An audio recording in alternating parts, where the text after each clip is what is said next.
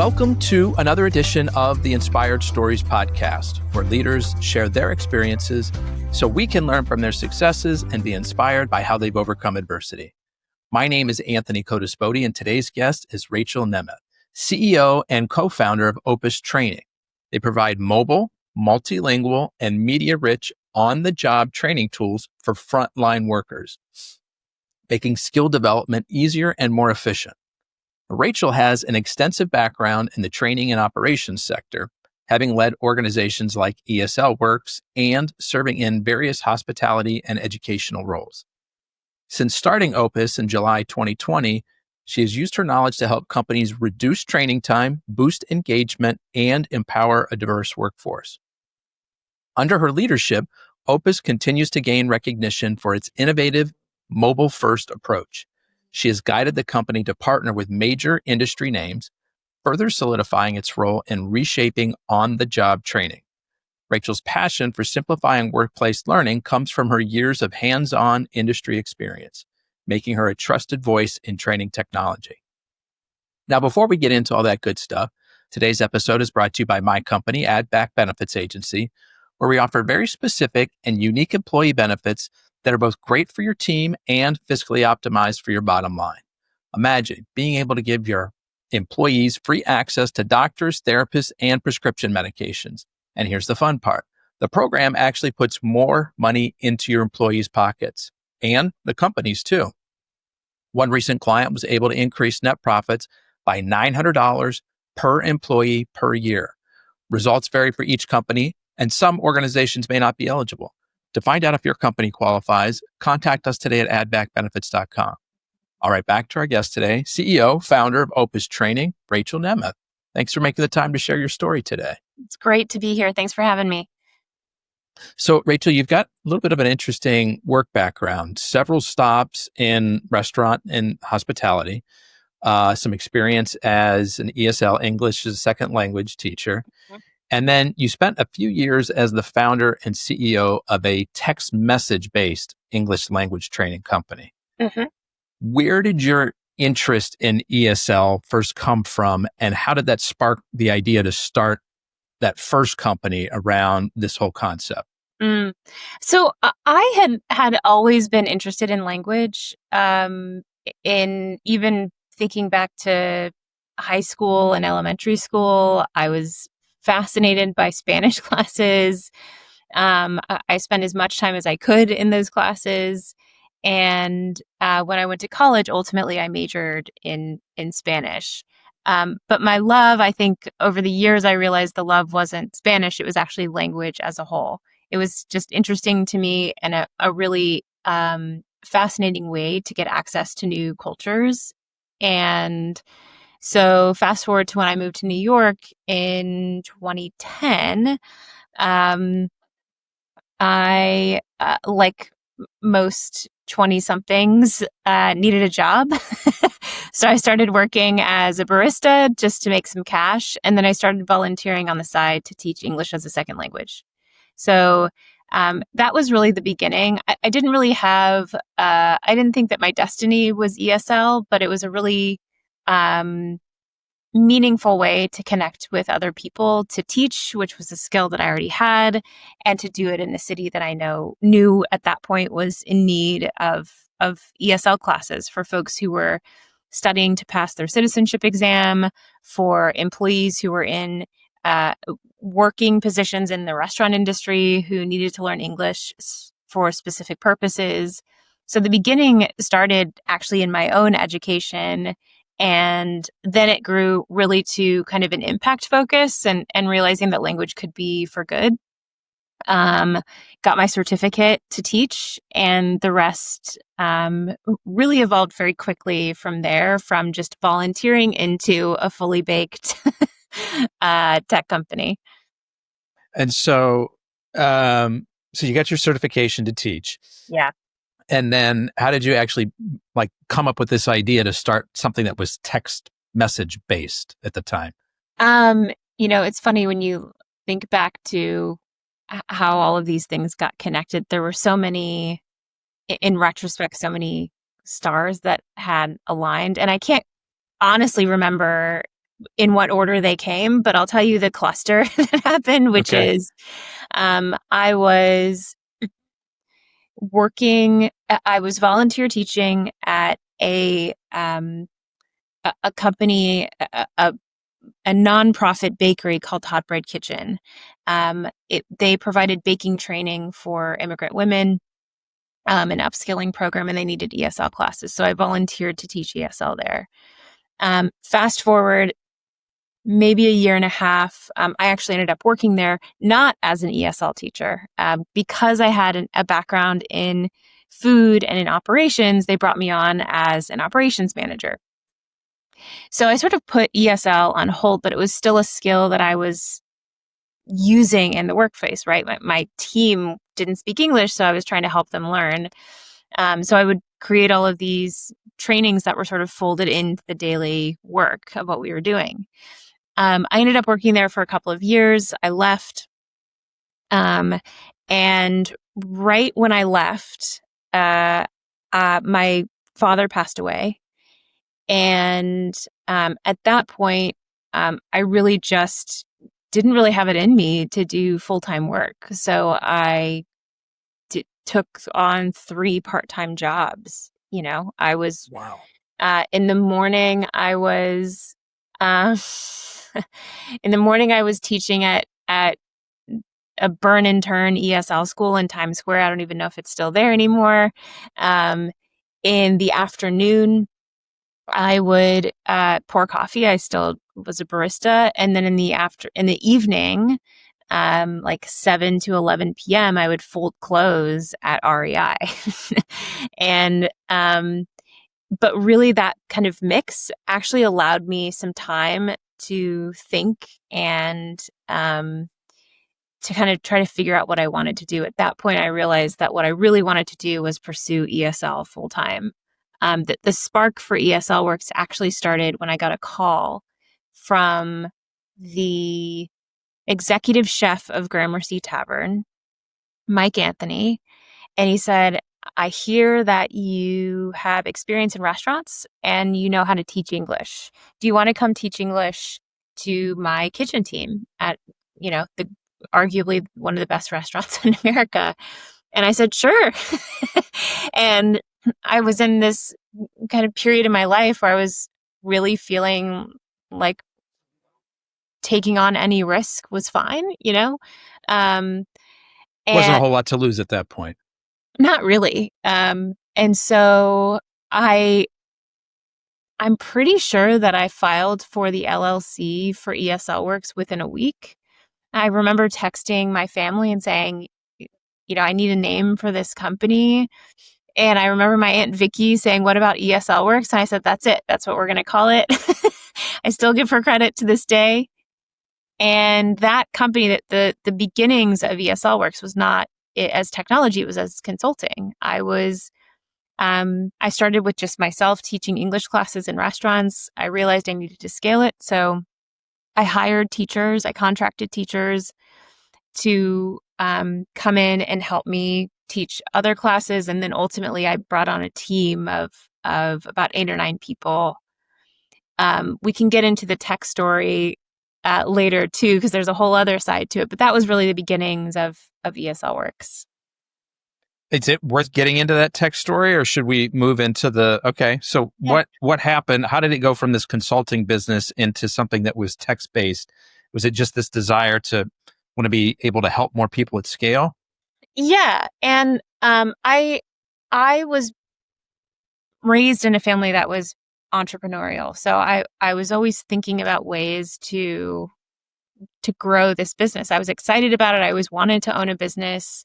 I didn't know what it could be. So I didn't necessarily have a dream of building a tech company like some. I had a dream really of just owning a good, sustainable, profitable business. And so I started to try to figure out how I could scale this thing. And I actually did weigh the differences between scaling it as a brick and mortar, so to speak, and trying to figure out how to productize it. The brick and mortar would have meant I'd have to franchise. That was a whole thing that was kind of unfamiliar to me. tech sounded more appealing, I guess. It was unfamiliar to me as well, but it felt more accessible, I guess, for some reason. And I spent about a year testing different prototypes. I'm not an engineer. I'm still not an engineer. I've never written a line of code in my life. That doesn't mean that you can't prototype something and you can't develop an MVP. So how did you do that? Were you hiring developers, or were you sketching things out on paper yourself? 3 years. Yeah, I was, I joined an incubator. No cash, just ideas. So I could get ideas from other founders and from mentors. Then I joined an accelerator program that did give you a little bit of cash, but also helped you really think through how to take an idea that was not tech and turned it into something that was tech. Sure. At that point, I did a lot of accelerators and a lot of incubators because getting that access to other founders was really important to me. And I live in the greatest city in the world, New York City. So I unfortunately had access to all of these really great programs. So I still remember I was really frustrated. I had tried everything. It felt like I was, shooting professional videos. I was figuring out, if audio could work. I was trying to use other learning management systems to sort of house my content. I thought I was maybe just building a content business.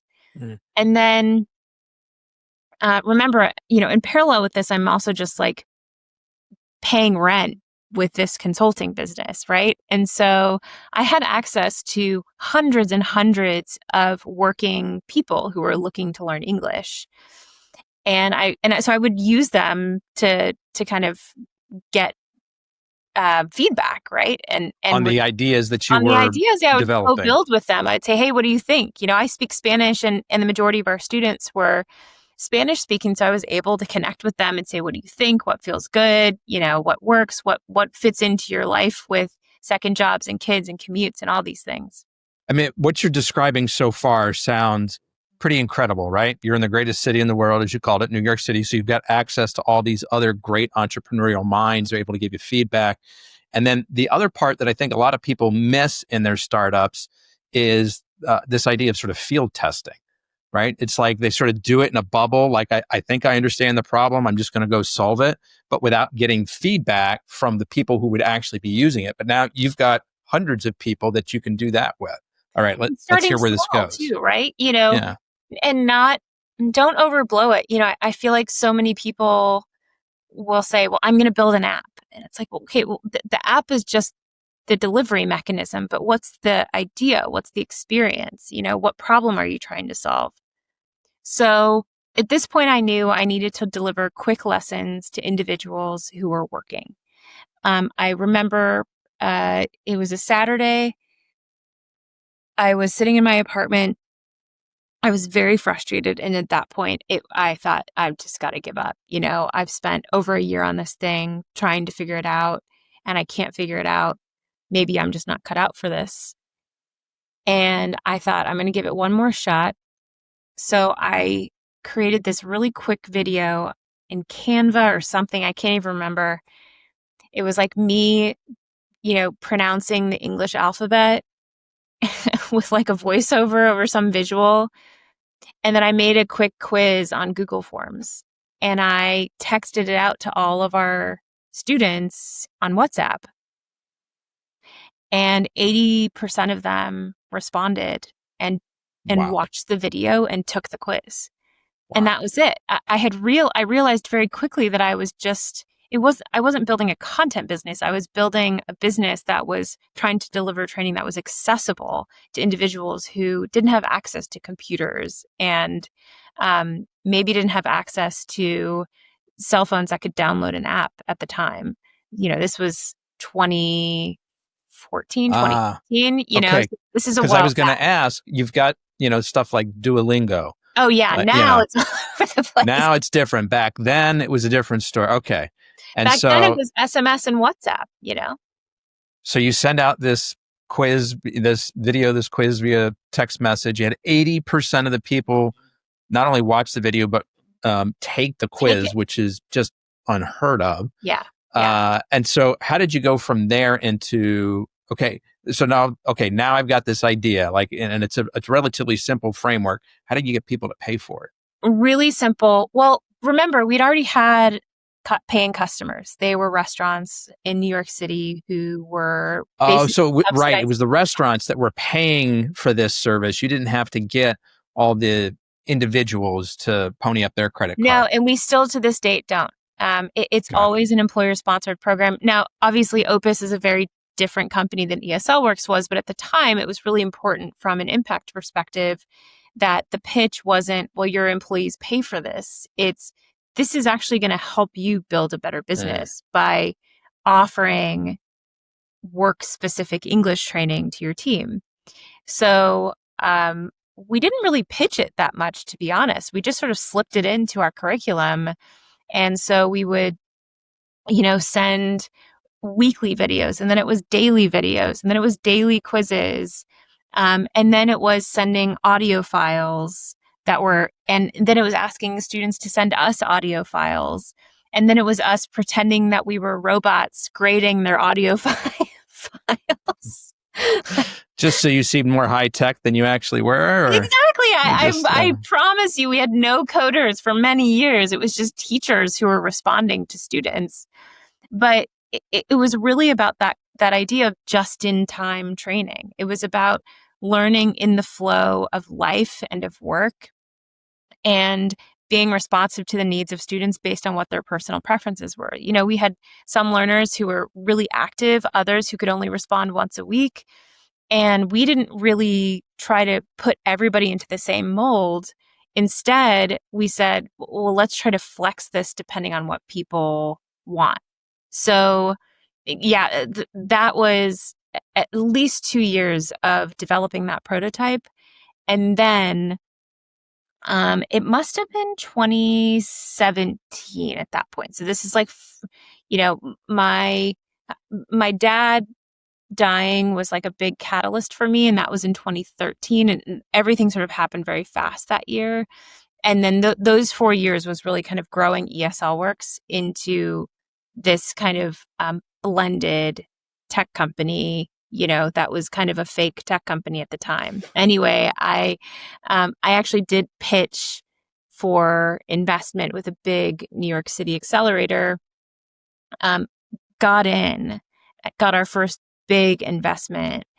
And that was really where things took off. I hired our first engineer. We really tried to figure out, what's the kind of infrastructure behind this and how are we actually going to serve, at that time, we were just focused on individuals who are learning English. So it was a big market, but very different than what we serve today at Opus. And that was, it didn't take long. Once you have an engineer, it didn't take long to figure out how to scale it and really get it out into the world. And at that point, it was just, okay, let's figure out how to package this and sell it to employers, knowing that there was a great need for it.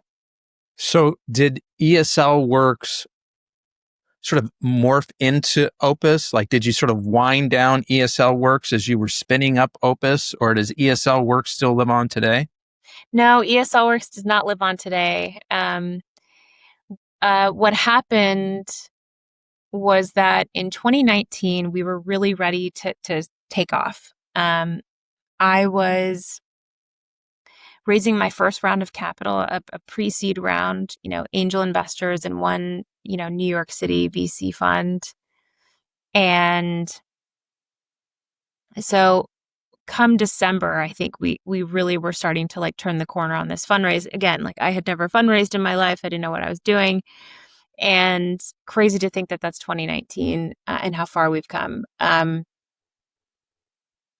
a term sheet March of 2019 or 2020, excuse me. Oh, okay. Yeah. So what's happening next. COVID hit. At that point, I had $250,000 in the bank just from our own customers, no VC funding at that point. A term sheet in my hand with, investors who fortunately are still investors today who believed in us and said, we're not going to like pull our terms. We're not going to pull our cash. We're going to stick by you. But every other investor backed out. At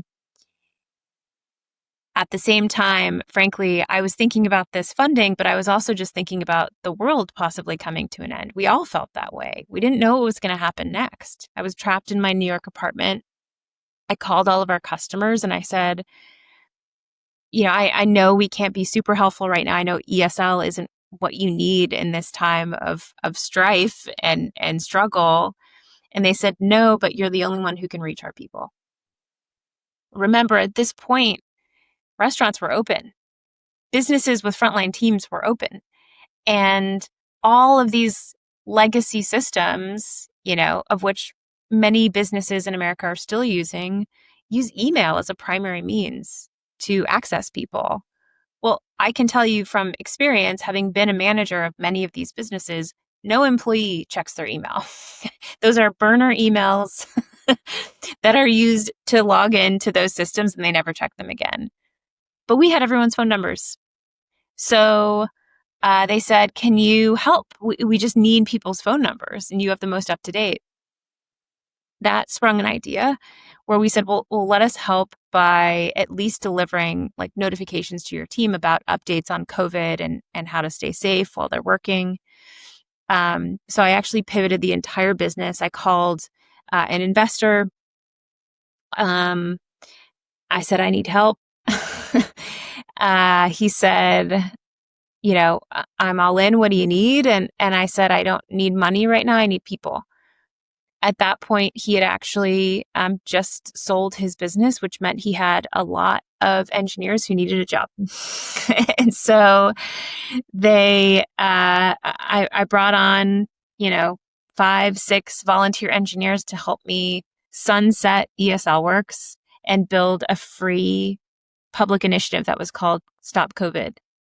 We delivered SMS and WhatsApp-based COVID safety training and notifications, translated into 3 languages. And that Spanish, Portuguese, French, and English. All SMS based, all what we use kind of the same idea. And remember, like at this point, what's going on in my head is I'm just gonna see what happens here. The world's on fire. Let's see what we can do to at least help out. And meanwhile, I have this kind of like spark of an idea thinking, well, if this works, maybe we've got something. We ended up growing from 0 to 20,000 users in a matter of weeks. And that was all of the validation that we needed to build something different and bigger that was really impacting all 110 million Americans who don't sit at a desk all day. So ESL Works, in a sense, was dead within, a night. And we ended up getting funding with that sprint. And a couple months later, we came out to market with Opus. So we obviously don't do COVID safety training or ESL today, but the makings of that were in those really tense moments during the early days of COVID. This is fascinating to me because, and I want to get your take on this, Rachael, as somebody who has been through this, as founders, as entrepreneurs, we oftentimes fall to the distraction of shiny object syndrome. I've got another idea over here, another great idea over here. And, it's important that you stay focused so that you can, get one good idea really going and off the ground. And so I'm always fascinated to talk to people who have ignored that advice to stay focused on one thing, and they have gone after something else. I think we call it a pivot when it works. We call it a distraction when it doesn't, right? Yes. And I think in your case, like there was almost no option. Like you had to pivot. It wasn't like you were getting distracted. It was like COVID crisis. What do we do? Right. Was there any thought to you to just stay the course and eventually the world will come back to normal? Or were you like, no, not a thought for you? Not a bit. I literally had nothing to lose. at this point. And I really didn't give it a second thought. It also gave me something to work on, and I've always found a lot of calm in hard work. I know it might sound antithetical, but I grew up with two parents who I witnessed working very hard, long days, and that gave me a sense of security as a kid. And so for me, it was, I'm going to kind of psychologically bury myself in this thing right now because I don't know what else to do in the world. I can't do anything at this point except build and build and build. And so those were some of the longest days I had. It was waking up at 6 or 7. It was working until midnight, building this thing. And I found so much calm and solace in it to the extent where, frankly, like today, I'm actually kind of reeling from that because I never actually like lived in the anxiety of COVID. I sort of just bypassed it altogether. Because you were just, I don't know, sort of put yourself in this bubble of like laser focused on making this pivot. Yeah. And I didn't like take a moment to kind of feel what I was feeling at that time. I was just like, I'm going to build this thing and I'm going to get through this and I'm going to help other people. And when you're kind of sucked into that vortex, and you're fortunate enough that an idea works, it's very hard to get out of it, obviously. And we're still in it today. It's 5 years later and Opus is very big and very different. But to answer your question just concisely, there was no other thought in my mind besides this is exactly what you need to do right now. So in the short term, you turned it into basically a communication platform to get across COVID training updates because things were changing every day. Right. But you already had it in your mind, hey, we're building something that once COVID hopefully passes, at the time, nobody really knew it was going to happen, that I've got something in which I can deliver more communication, more training. Is that what was percolating in the moment? Yeah, because remember what we knew that other people didn't at the time was that the core problem wasn't content, which is what a lot of people were thinking, or delivery mechanisms. It was this concept of accessibility. That was the problem.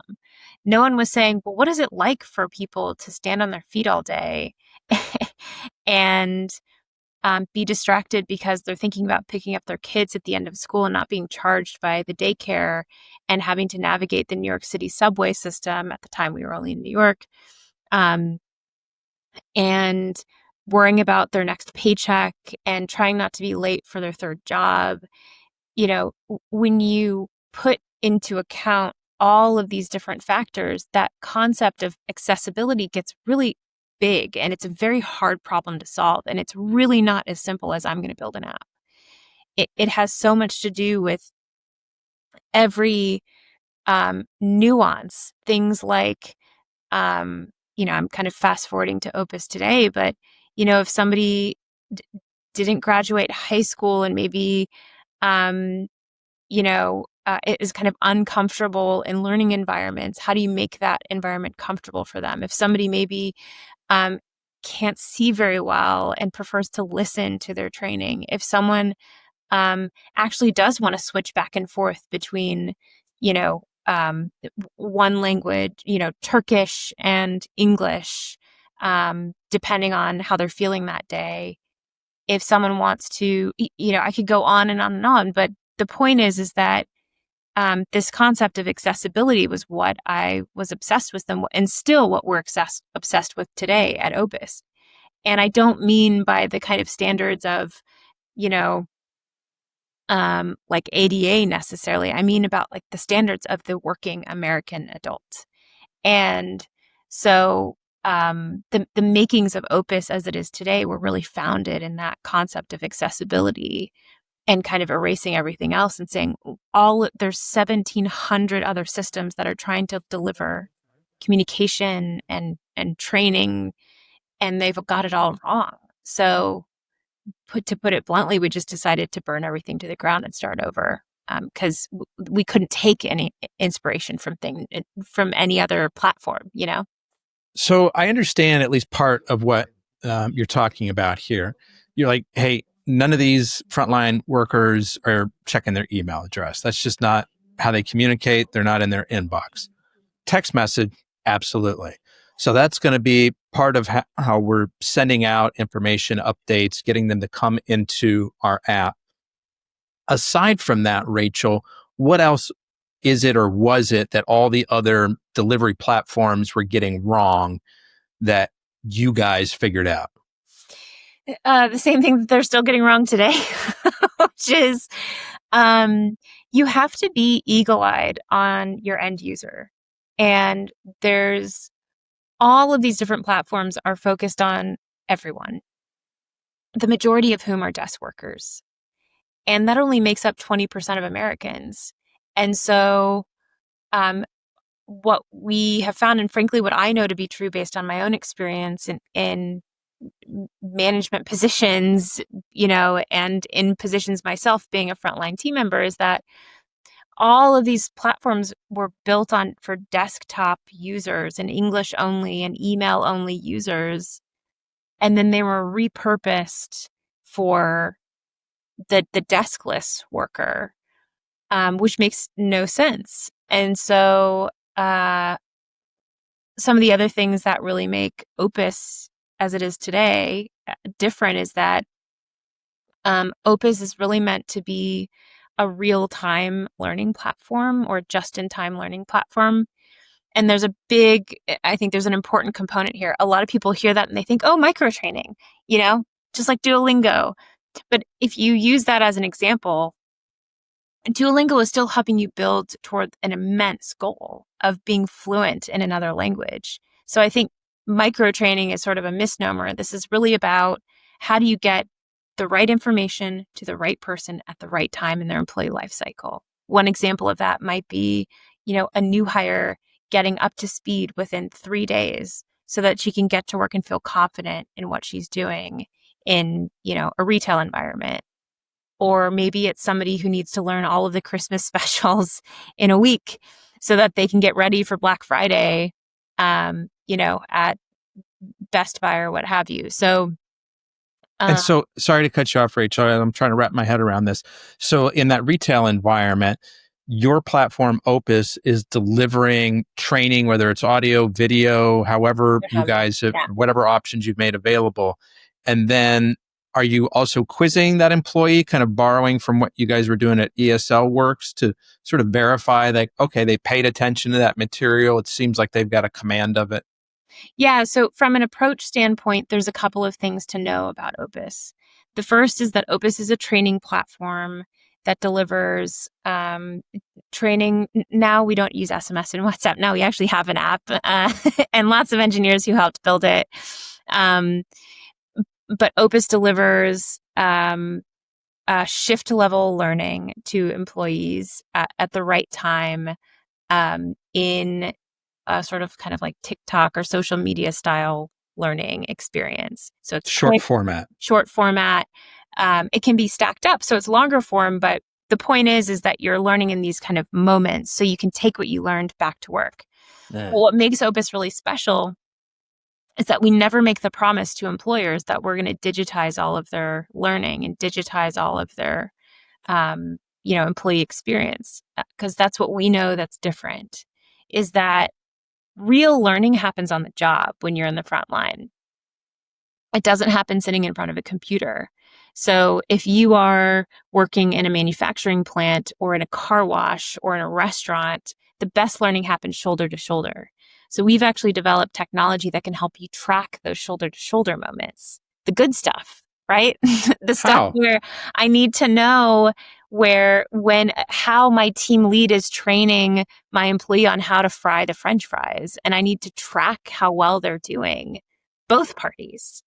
So we have a feature called skill validation or check-ins that is a component that requires that a training lead or a team leader, whoever, manager, is grading an employee on the physical skill that they're doing on the job.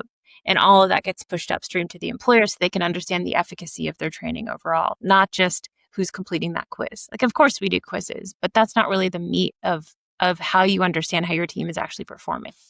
Mm. And so are people pulling out their phones during their shifts to take some of these trainings? Most of the time, it's a great question. Most of the time, our customers are asking employees to take a short training at the start of their shift. So, taking that micro lesson so they can apply that lesson on the job immediately. And then it's actually the team lead or the manager who's using their phone to grade the employee. So really the hourly employee is not spending a ton of time on their phone. They're spending just enough time to pick up a new piece of information and then apply it to their day's work. Okay, so we've talked about the retail use case. We've talked a little bit about like a QSR use case. Are they learning how to do the fries correctly?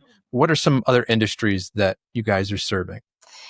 We also work with universities, dining services. So if you're, a student right now at Vanderbilt University or UMass Amherst or RISD, we are training the individuals who are working, the student workers and also the year-round workers who are at universities. We work in a lot of consumer services brands. So things ranging from fitness brands, gyms to car washes to facility services companies. We work in lots of restaurants, not just QSRs, but, some brands that you probably know well, like Smashburger and Blaze Pizza, Jose Andres Group. So our sweet spot at Opus is really any company that employs a large distributed or kind of hourly workforce. I'm going to assume that company needs to be of a certain size for this engagement to make sense, right? I've got a little diner with, 8 employees. Sort of the setup cost of getting that training into your system and delivered to them probably doesn't make sense. What's kind of the ideal size client for you? Yeah, for us, you have to think about the use case for training. And really the reality is when you are, and I lived this as a small business owner in the early days, usually it's the owner who's training her team. So you don't really need technology for training. So at a certain point, what we've really found is it's the multi-unit groups, anywhere from 5 to 5,000 units. Those are the folks who really need a system, a piece of technology to help them deliver on that training. Anything before that, it's usually kind of managed for the same reason that a schedule is probably still on a spreadsheet, Mm. So during your sales process, who is it that you're traditionally talking to within the organization? Usually, so I'm sure everyone out there is thinking we're talking to HR. We only talk to COOs and operations managers, VPs of operations, of course, training leaders. Opus is really the central nervous system of these businesses.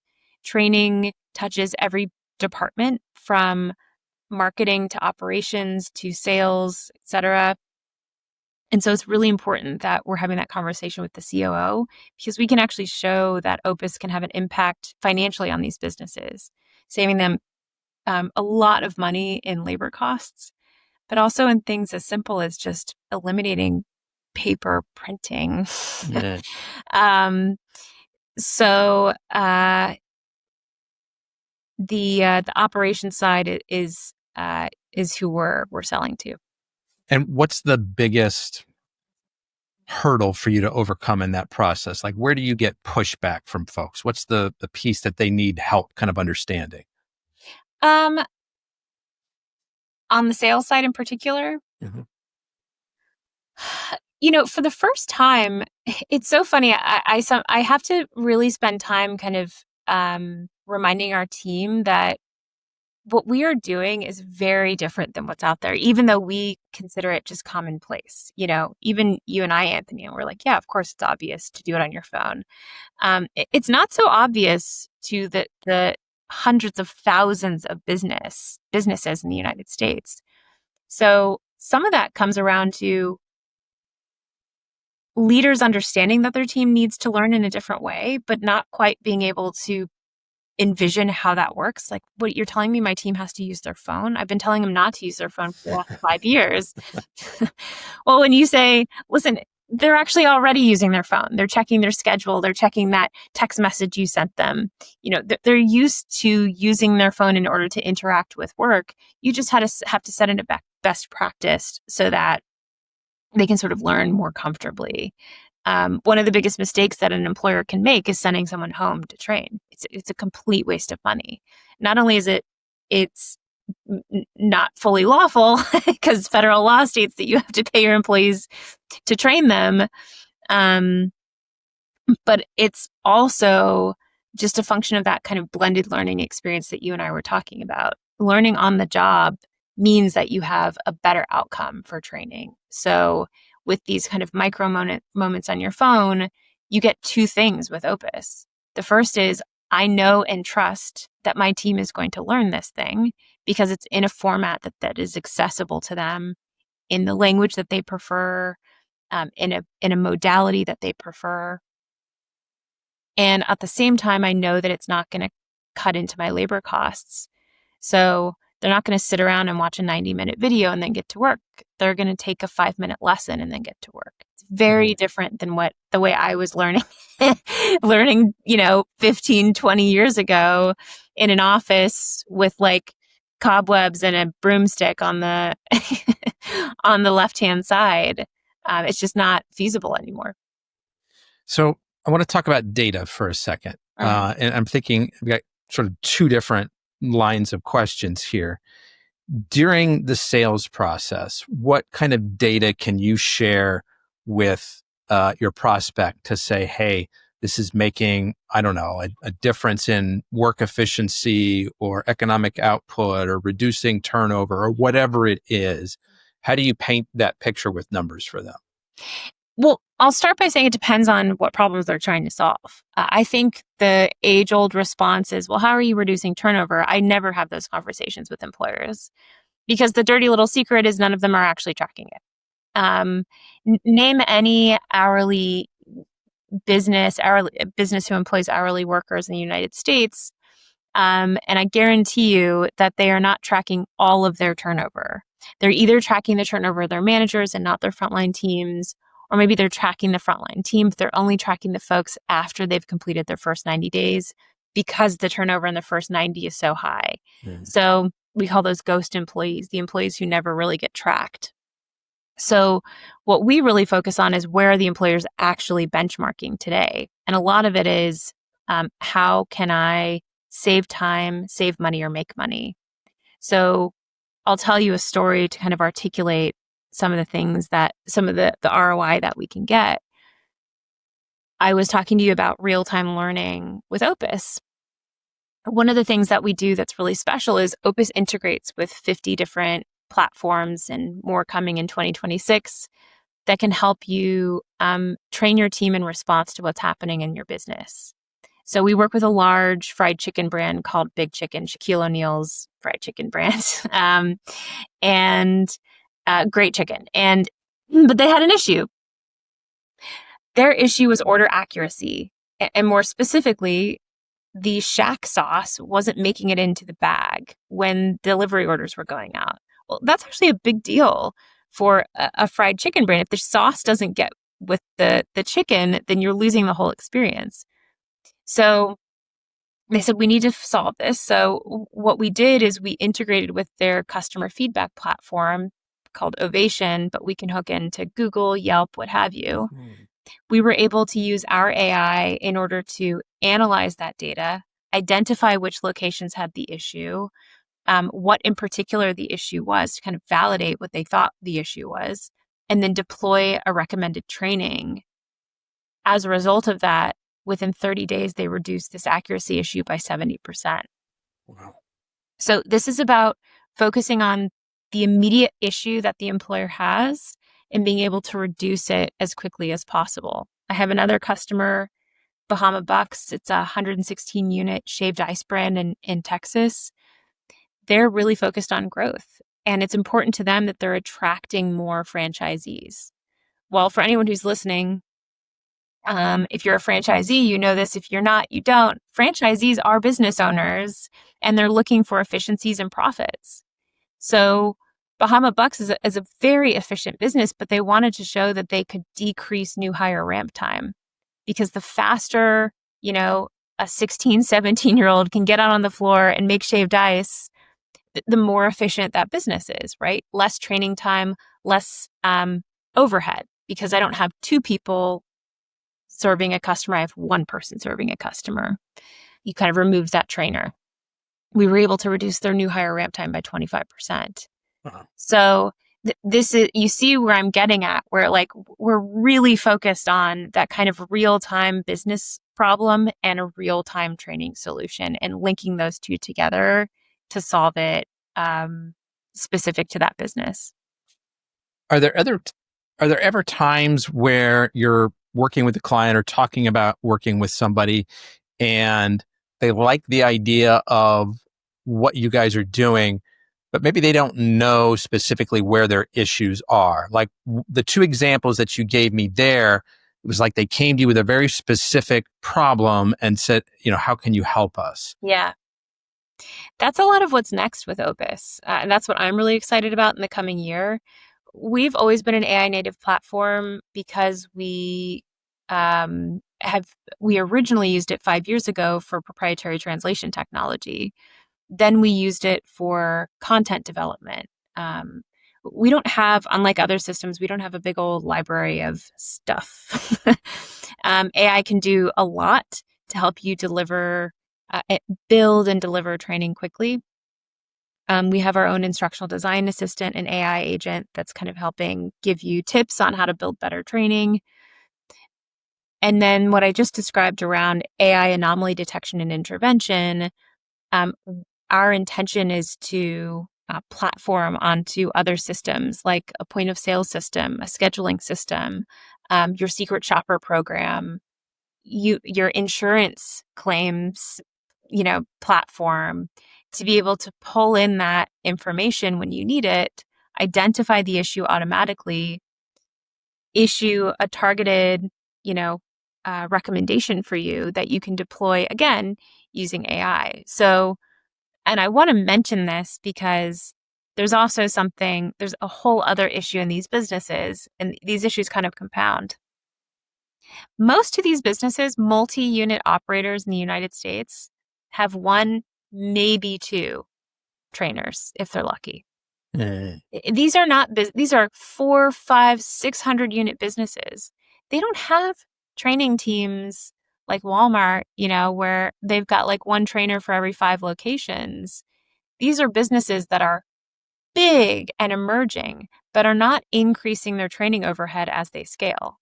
So if you just imagine,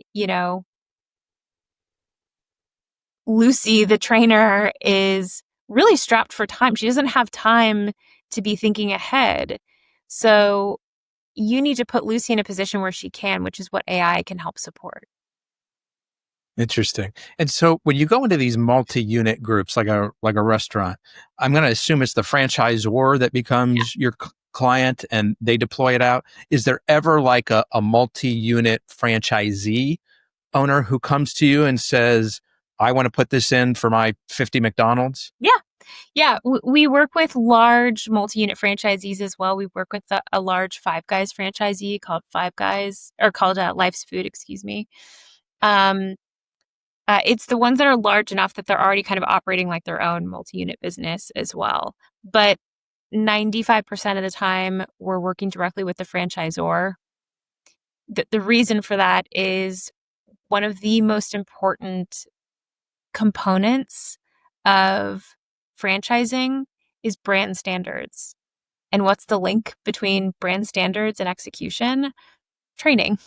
So franchisors will vet, Opus, and not just recommend it to franchisees, they will mandate it for their franchisees.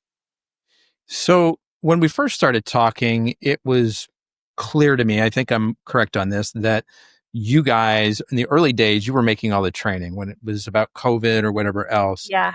Are you, fast forward several years and Opus is something very different today. Are you still producing all of the training content, or do your clients help with that, or do they do most of it?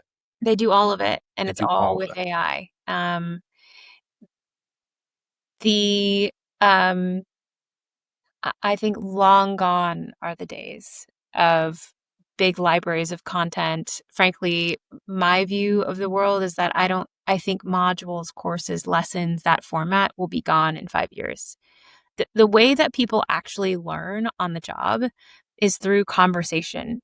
So a lot of what we're evolving into is, can a training manager develop content using our AI? Yes, they can. But sometimes training by simply chatting in a question. We have an AI agent as well, chatting in a question and getting it answered in the moment quickly so you can apply that information and keep moving. So that's kind of my long-winded answer of no, because it's not needed. And I think that's different than other platforms that are out there. We don't really make big bets on big libraries. So when you say that your clients are developing all the training and they're doing it with AI, what does that look like specifically? I'm familiar with Chat GPT. I go in and I ask questions, different platform. I can make images. Now there's like short form video that I can create with AI tools. Like, how are most of your clients actually doing it? They're saying, hey, let me give you, a paragraph on what our issue is and make a script. Is it making a video? Is it making a slideshow? What's it producing? It's producing whatever they'd like. The magic of this is that when you have all of these kind of libraries, none of that content is personalized to the brand or to the needs of that specific use case. So in our case, a training manager can upload a standard operating procedure, for example, forklift safety or what have you. She can give it a direction and say, please focus on, the first 3 steps of operating a forklift, because maybe that's where the biggest issue is. She can tell it the length and the tone that she'd like. She can generate custom images specific to her brand. Maybe all of their forklifts are blue and maybe they operate them outside and not inside. She can adjust all of those images based on the needs. She can adjust the color. She can adjust the amount of quizzing. She can add a final exam. She can add a skill validation. Something that would normally take sometimes 5 weeks to develop can take 15 minutes now. It's mind blowing. Yeah. And so it sounds like it's there's an audio track to it, and there's images that go with it. Probably not so much video, because most of the video generated AI is still pretty short. Pretty better though. Yeah. We're bullish on video now. I think you're right. 2 years ago, it was just not great. But I think we're already seeing the next generation of AI generated video is satisfactory to our standards, to where we'll start to apply it in the coming months. So, and the reason why that's important is you can deliver that kind of TikTok style learning experience. You can turn it into a podcast style learning experience if you want. But video is helpful, especially if you're demonstrating something. I will say, though, that most of the time we see trainers, managers will just shoot a quick video on their phone and they'll upload it to Opus. Low production videos actually get higher view rates anyway. So our recommendation is most of the time, like, please don't hire a production company. Just like use your phone, film it, get it out there, because your employees certainly don't care. And you shouldn't be spending your money on that. No. Okay, so I'm going to give you one of those shiny objects, because I've got 2 boys, ages 9 and 11, and like most kids their age, they don't like school. It's boring. But man, if you put a device in front of them, they love to, watch videos, and whether it's YouTube Shorts or whatever. Any thoughts to take this and create? I mean, it's it's to be a similar infrastructure, but it's a different approach, different library, different use case, different audience. But selfishly, I want something like this for my kids. So when can we have it, Rachael?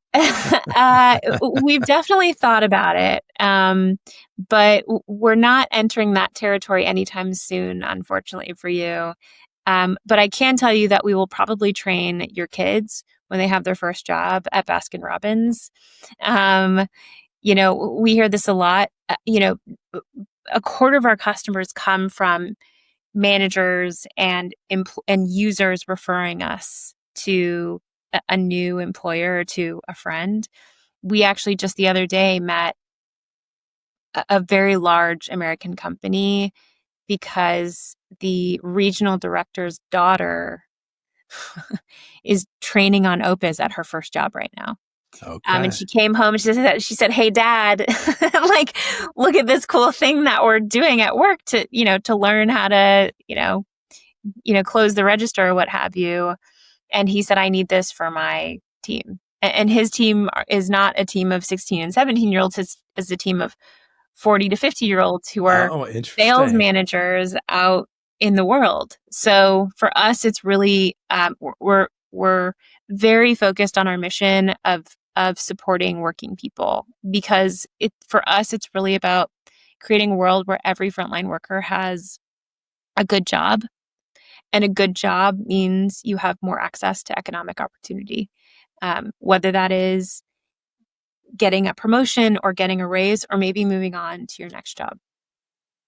So most of the story that we've heard so far today, Rachael, is progress. Yeah. Up and to the right. Lots of big names that you've mentioned that you guys are getting to work with. And it's still a relatively young company. Mm-hmm. Yeah. Not everything in life is all sunshines, rainbows, and unicorns. What's a big challenge that you've had to overcome in your life, whether it's personal or professional? What did you learn going through that experience, and how'd you get through it? Well, plenty, many of which I was talking about with a nice, silver lining around it. But I think the one that really comes to mind is, and we didn't go too deep into this, was losing my father. That was a very sudden departure. My dad was diagnosed with lung cancer. It must have been in like April of 2013. Passed away December of that year. And see, when things happen that quickly, you don't even have time to grieve while that person is sick. And I just, would spend all of my money flying home to Kansas City on the weekends to be with him. And then I would come back to New York and work through the week to go to see him again. So I was very fortunate to be able to spend time with him in his final days. But, and frankly, people will ask me sometimes, that must have been so hard, but it was actually I'm so grateful for that.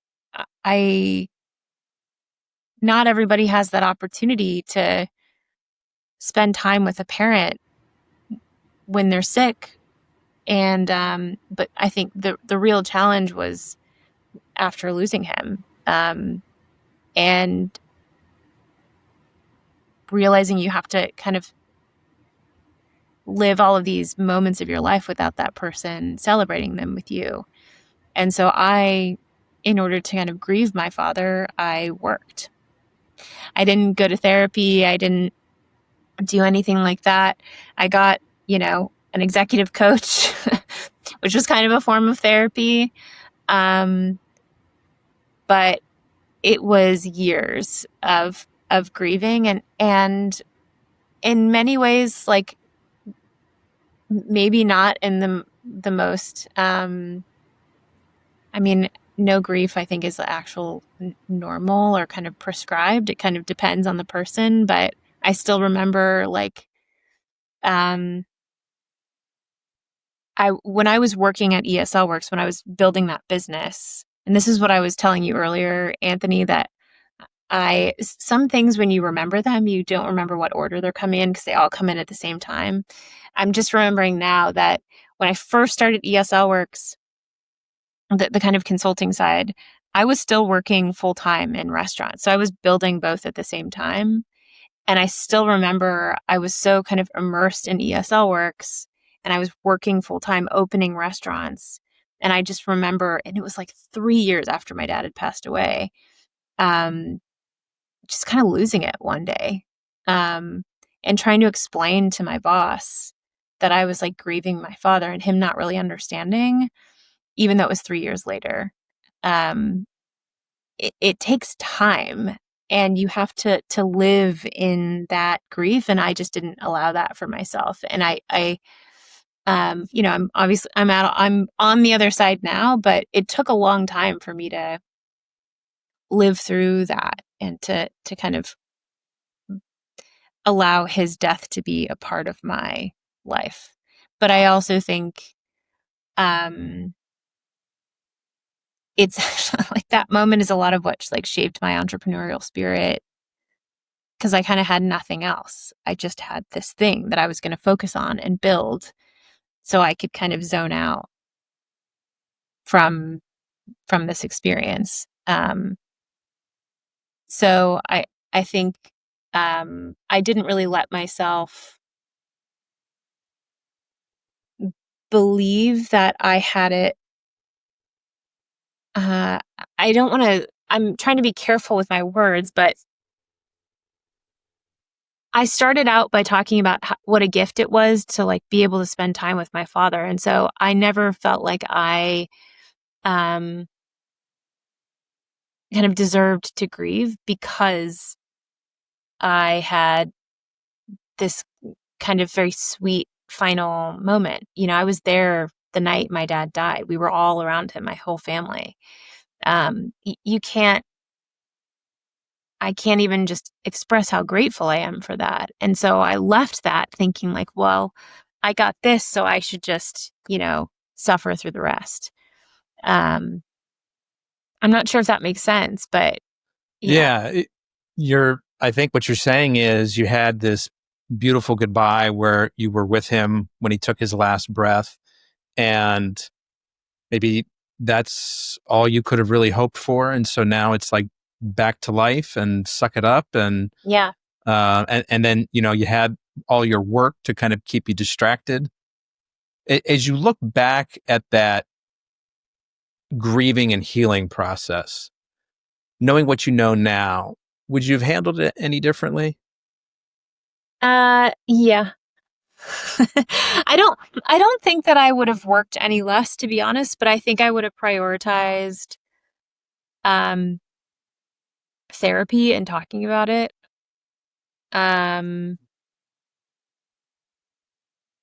Because the earlier you process it, the kind of richer the experience becomes, the smarter you get, the wiser you get, the more connected you get with your family and friends.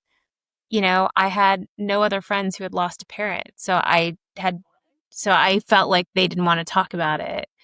I was in my early 20s at that point. So, uh, and it wasn't like, oh, they don't understand grief. It was like, oh, they didn't lose a parent. And it's like a very different type of grief when you lose a parent, as I would imagine is when you lose, a spouse or a child. Like these are all different feelings and emotions. So I think in retrospect, I would have trusted the relationships that I had to talk about it more. And I would have set aside time to talk to a professional about it and kind of walk through that grief with someone. Did you eventually go to therapy? No. But it took, but here we are. My dad passed away in 2013. So 12 years later, it took a long time to get to this point. It's a lot of energy and emotion that I spent to get to this place. So I think, and I'm like speaking to the entrepreneurs out there, our whole life is, our whole work life and life, because I believe in work-life integration, it is clocked on the kind of efficiencies that you can create. And sometimes you think of therapy as a waste of time or added time to your schedule, but actually it creates more efficiencies because you're able to kind of out with your thoughts and emotions and have somebody help you process that more quickly. Mm. We talked a little bit about some of the things that you're excited about for Opus coming up. Yeah. You've got more video with AI you think is coming, not just kind of frontline, lower waged folks using the platform like we were talking about in retail and QSR, but also, salespeople, 40-year-old men and women who are on the road doing their jobs. What else have we not spoken about today that you're really excited about for the future of Opus? We touched on it a little bit, but what I'm really excited about regarding the future of Opus is, number one, continuing on our mission of accessibility and meaningful, elegant training. And two, the next word after accessibility is intervention. We are really obsessed with this concept of real-time learning. And we've already pioneered this technology that can help detect the issues in your business and then intervene, right? But before that problem becomes a crisis. So I think that's really what the future holds for Opus. And it's a lot of what we hear employers are thinking about right now. It's where can I kind of target my training to the biggest problem in the business and be able to correct it as quickly as possible. Now, do they still care about career development? Of course. Do we still offer it? Yes. But that all comes in parallel with having to prevent these other issues that are happening in the business in service of progress and performance and building a bench and helping people ramp more quickly so that they can develop in their careers. So that's a lot of what we're building right now for the next 2 years is injecting even more AI into the work that we're doing, connecting with more platforms, building more product so that we can be the central nervous system for these businesses. And being able to tie into these other products is part of how you intend to be able to detect the problems very early on. Yeah. And some of them we're going to build ourselves, but we're not going to be in the point of sale business. I don't want to be Square. They do a great job. But imagine if we can hook into your sales data, be able to identify that, sales are slightly down over last year, pull in information from your scheduling system and identify, oh, you have all new hires here in this location. You have no seasoned people who are training these individuals. Let's deploy a new training and let me send you a recommendation on better scheduling based on who is certified to teach these skills. So you see how it all starts to connect all of a sudden. The things that used to take businesses months, if not an entire fiscal year to identify the issue, we have a big vision of identifying those issues early before they become financial, issues. Rachael, I've just got one more question for you today, but before I ask it, I want to do 3 things. First of all, if anybody wants to get in touch with Rachael, and Rachael, am I saying your last name correctly? Nemeth? Nemeth. Yeah. Rachael Nemeth, Nemeth. You can find her on LinkedIn. Yeah. You can also visit their website, which is opus.so, opus.so, opus.so. And we'll have links to both of those in the show notes. And as a reminder, if you want to get more employees access to benefits that won't hurt them financially and carries a financial upside for the company, reach out to us at addbackbenefits.com.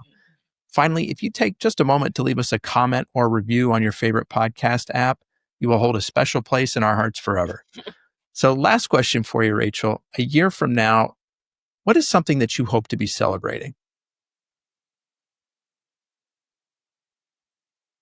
A year from now, what is that? October 2026? Our 5 millionth training at Opus.